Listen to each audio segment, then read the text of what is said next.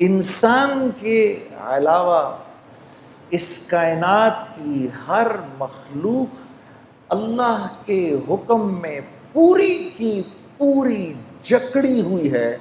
انسان کو یہ تھوڑا سا اختیار دیا ہے. یوں تو انسان بھی پورا کا پورا اللہ کے حکم میں جکڑا ہوا ہے.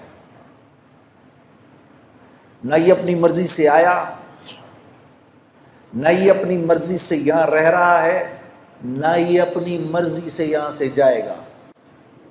یہ کس کے گھر پیدا ہوگا یہ نہیں جانتا، کون اس کے ماں باپ ہوں گے یہ نہیں جانتا، کل کو شادی کے بعد اللہ اس کو اولاد دے گا کہ نہیں دے گا اس کے بس کی بات نہیں ہے، یہ نہیں جانتا. بیماری سے بچ جائے اس کے بس کی بات نہیں ہے، بیماری سے باہر نکل آئے اس کے بس کی بات نہیں ہے، موت سے بچ جائے اس کے بس کی بات نہیں ہے. تو یوں تو یہ بھی بالکل اللہ کے حکم میں جکڑا ہوا ہے، بس تھوڑا سا اللہ نے اس کو یہ اختیار دیا ہے کیونکہ اس کے ساتھ اللہ نے جنت اور جہنم کا معاملہ رکھنا ہے. اس کے ساتھ اللہ نے جنت اور جہنم کا معاملہ رکھنا ہے. یہی وہ اختیار ہے میرے عزیز دوستو جس کی بنیاد پر اللہ نے انسان کو باقی تمام مخلوق سے اشرف بنایا ہے، اور یہ اشرف المخلوقات کہلاتا ہے. صرف ایک یہ وجہ ہے، ورنہ تو دیکھو کتنا کمزور ہے. اپنی پیدائش کے وقت اس کو تو ہوش ہی نہیں ہوتا. اس کے برعکس مچھلی کا بچہ انڈے سے نکلتا ہے فوراً تیرنا شروع کر دیتا ہے، مرغی کا بچہ انڈے سے نکلتا ہے چلنا شروع کر دیتا ہے، بکری کا بچہ تھوڑی دیر میں کھڑا ہو جاتا ہے. یہ تو 6 سال تک ہوش میں نہیں آتا. جسم کا ایک ہلکا سا درجہ حرارت بڑھ جائے تو بیمار پڑ جاتا ہے، ذرا سا کم ہو جائے تو بیمار پڑ جاتا ہے، تھوڑی سردی زیادہ ہو جائے تو بیمار پڑ جاتا ہے، تھوڑی گرمی زیادہ ہو جائے تو تکلیف میں آ جاتا ہے. یہ تو بہت کمزور ہے. لیکن اللہ نے یہ جو اس کو اختیار دیا ہے یہ اس کے باقی تمام اللہ کی مخلوق پر اس کو منفرد کرتی ہے. پھر اللہ نے فرمایا فَأَلْهَمَهَا فُجُورَهَا وَتَقْوَاهَا. میرے بندے اس بات کو ذہن میں رکھنا کہ تیرے اوپر ہم نے اس بات کو الہام کیا ہے کہ تو صحیح اور غلط کے فرق کو سمجھتا ہے. یہ نہیں کہہ سکتے ہم اللہ کو ہمیں پتہ نہیں. کچھ چیزیں ایسی ہیں جو انسان جانتا ہے. جھوٹ ہر معاشرے میں برا سمجھا جاتا ہے، وہ مسلمانوں کا معاشرہ ہو یا غیر مسلموں کا معاشرہ ہو، جھوٹ ہر جگہ برا سمجھا جاتا ہے.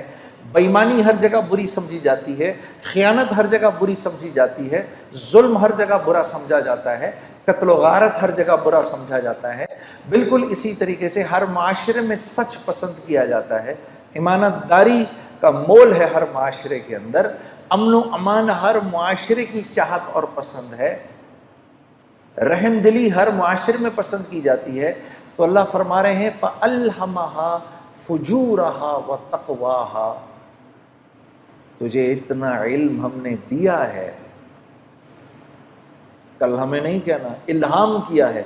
اور یہ کرنے سے پہلے اللہ نے 7 قسمیں کھائی ہیں میرے دوستوں. اللہ کو تو قسم کھانے کی ضرورت نہیں ہے، لیکن کیونکہ اللہ اپنے بندے کی فطرت کو پہچانتے ہیں، قسم کھائی ہے. 7 قسمیں کھائی ہیں، زمانے کی اور وقت کی قسم کھائی ہے، کیونکہ اللہ جانتے ہیں میرا بندہ وقت کی اس کے ہاں قیمت ہے. ہم نہیں کہتے میرے پاس وقت نہیں ہے، تو اللہ جانتے ہیں کہ وقت کی اس کے ہاں قیمت ہے. تو قسم کھائے وَالشَّمْسِ وَضُحَاهَا وَالْقَمَرِ إِذَا تَلَاهَا وَالنَّهَارِ إِذَا جَلَّاهَا وَاللَّيْلِ إِذَا يَغْشَاهَا وَالسَّمَاءِ وَمَا بَنَاهَا وَالْأَرْضِ وَمَا طَحَاهَا. 6 قسمیں تو وقت کی کھائیں کہ مجھے سورج کے نکلنے کی قسم، اور پھر چاند کی تمازت کی قسم، اور پھر دن کے اجالے کی قسم، اور پھر رات کے چھا جانے کی قسم، اور پھر اس رب کی قسم عجیب کہ جس نے آسمان کو بنایا اور تخلیق کیا، اور کیا ہی بات ہے اس رب کی، اس کی قسم کہ جس نے زمین کو بچھایا اور پھر ساتویں قسم آپ کی کھائی اور کہا میرے بندے مجھے تیری جان کی قسم، اور اس رب کی قسم جس نے یہ خوبصورت انسان بنایا ہے، فَأَلْهَمَهَا فُجُورَهَا وَتَقْوَاهَا۔ جو اختیار تجھے دیا ہے وہ کسی کو نہیں دیا۔ لو انزلنا هذا القرآن على جبل لرأيته خاشعا متصدعا من خشية اللہ۔ جب ہم نے اس قرآن کو پہاڑ پر اتارنے کی کوشش کی، کتنی مضبوط چیز ہے،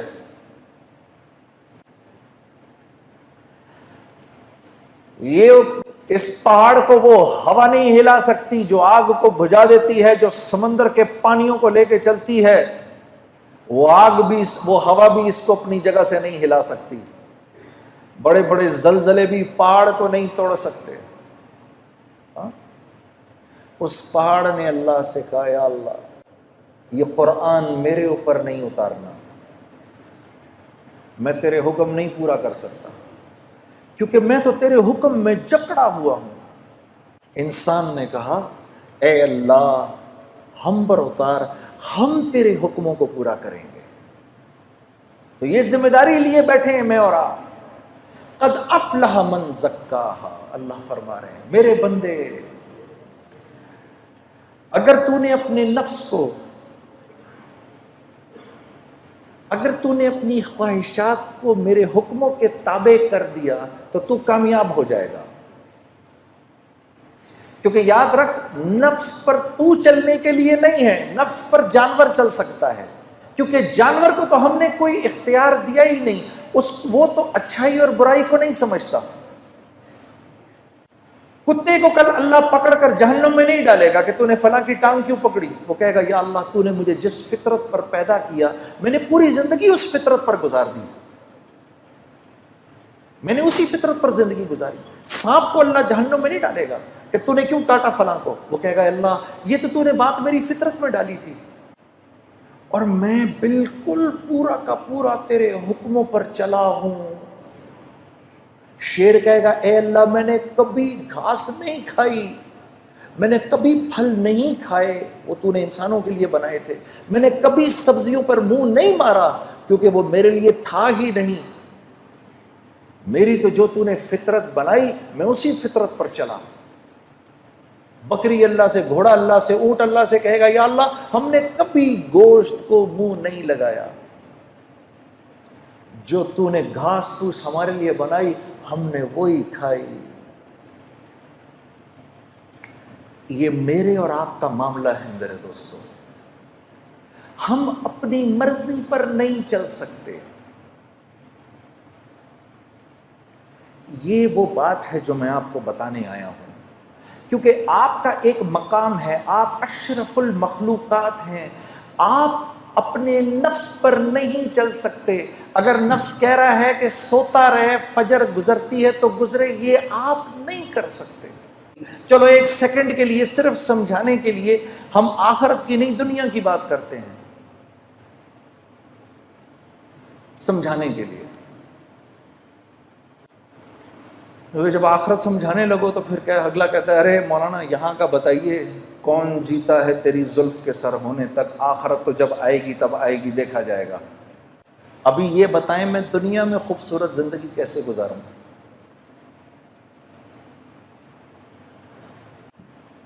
کل کراچی ایئرپورٹ پر جب میں یہاں آ رہا تھا تو ایک بھائی میرے پاس آ کے بیٹھ گئے، ہم مسجد میں نماز پڑھنے لگے تھے تو وہ میرے پاس بیٹھ گئے، مجھے کہنے لگے مجھے بتائیں میں دنیا میں ایک خوبصورت زندگی کیسے گزار سکتا ہوں۔ میں نے کہا میں اگر آپ کو یوں بتاؤں